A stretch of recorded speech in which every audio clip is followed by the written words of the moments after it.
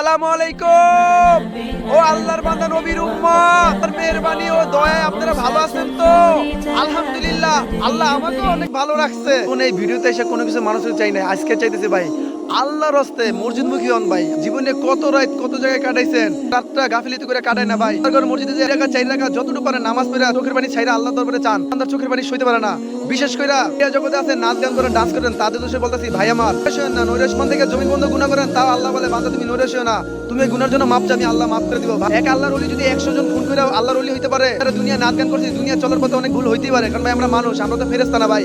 আল্লাহ অনেক দয়াশীল, অনেক মায়াশীল। কোনের কত রাতই তো নষ্ট করছি, আজকের রাতটা গাফিলিতি না করি ভাই।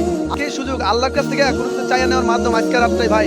আল্লাহর রাস্তায় ভাই গাফিলিতি না করে আল্লাহর মসজিদে চলেন। যারা আল্লাহ আল্লাহ রাসূলের ভালোবাসেন ভাই, আল্লাহর রাস্তায় আর সময় নষ্ট করেন না ভাই। তার চোখের পানি আল্লাহ সইতে পারে না, চোখের পানি গালে পড়ার সাথে সাথে আল্লাহ তার বান্দার সমস্ত গুনাহ মাফ করে, যদি বান্দা ওই গুনাহ আর কোনোদিন না করে ভাই। ইনশাআল্লাহ আল্লাহ অনেক দয়াশীল, অনেক মায়াশীল ভাই।